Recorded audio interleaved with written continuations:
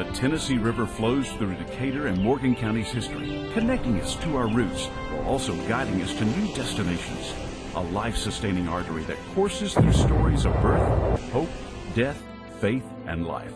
It is the river of memories that carries in its currents unique stories of people, places, and events that shape and define who we are today.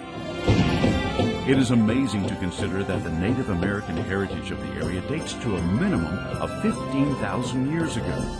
Native tribes from more recent past call the river Hohogi, or River of the Cherokees. Alabama became a state on December 14, 1819, and less than 1 year later, the Articles of Incorporation for the Decatur Land Company were recorded on June 16, 1820. The small village had begun informally referring to itself as Decatur, following the death of Commodore Stephen Decatur, who was killed in a duel. Official incorporation as Decatur would take place in the Alabama legislature on December 8, 1826. The county's first seat of government was located at Summerville, where many of our county's earliest leaders resided. One of the first important events to lift Decatur from relative obscurity to a place of prominence in the state was the decision to build a branch of the Alabama State Bank in Decatur.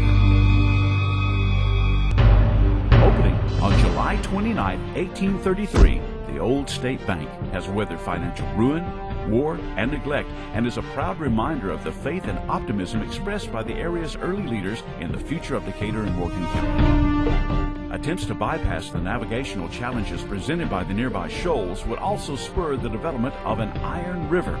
During the 1830s, the Tuscumbia, Cortland, and Decatur Railroad, which later became the Memphis and Charleston line, would be completed through Decatur. A second rail line, running north to south, was organized as the Nashville and Decatur Railroad, and a railroad bridge was also built across the river.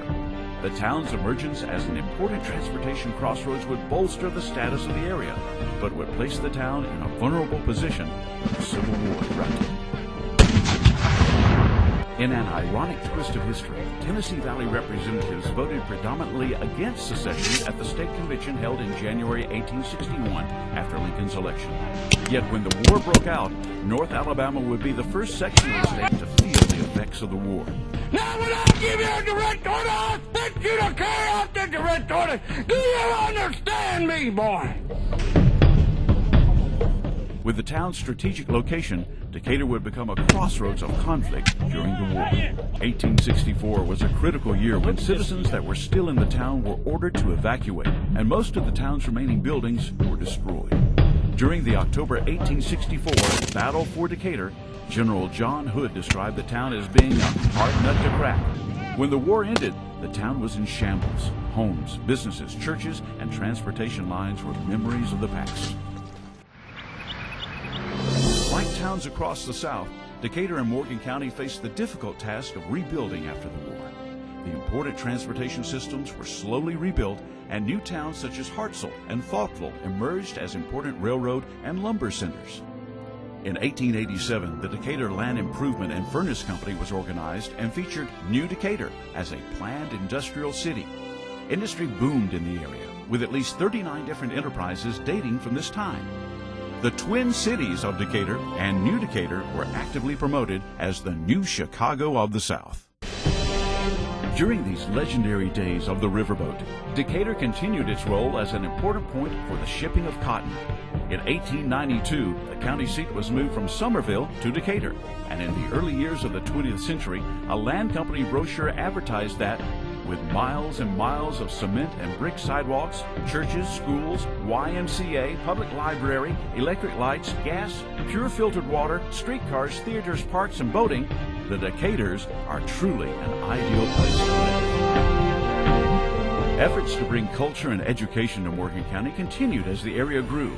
A Carnegie Library was established in Decatur in 1904, and there was an emphasis on creating quality schools, such as the 1916 F.E. Burleson School in Hartselle for area students.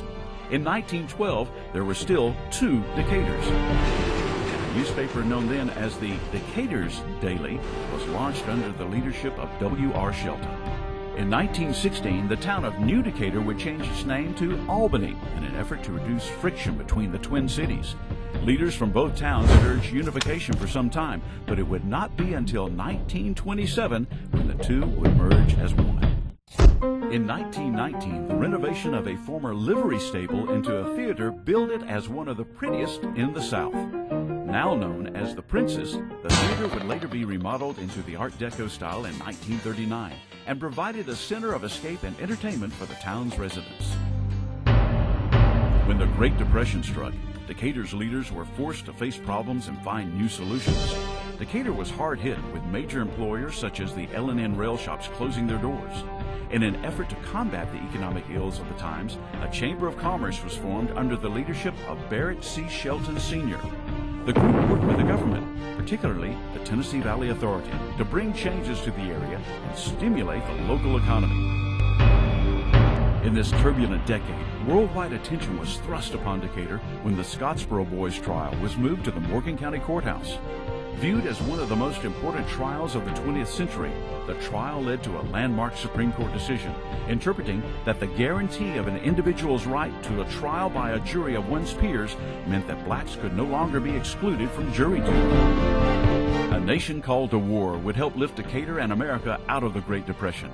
When World War II erupted, Decatur responded to the call, sending troops, training soldiers, and making contributions to the defense efforts. A pioneering welding technique for ships with welded hulls was introduced at Ingalls Shipbuilding Yard. In the 1950s, Decatur's river access again helped to bring important new industries such as Chemstrand to the area. New residents from other places in the country relocated to the river city, and the town grew again. And new residential and retail areas in southwest Decatur began to grow. Through the efforts of Mayor Gilmer Blackburn, formal plans to capitalize on the recreation potential of the river by building Point Mallard Park were approved in 1968, and America's first wave pool would be proudly promoted and developed into a facility that continues to serve as one of our city's major tourist destinations. In the 1980s, there was a renewed emphasis on preserving the area's heritage. The historic neighborhoods of Old Decatur and Albany, and later the historic downtown districts, would be listed on the National Register of Historic Places. History defines the deepest and most meaning perception of a place. It puts the home in hometown and helps us to recall the main streets of our memories. We float today on a river of memories, a vein of life linking the past, present, and the future. It courses through the memories of our past and the hopes and dreams of our future.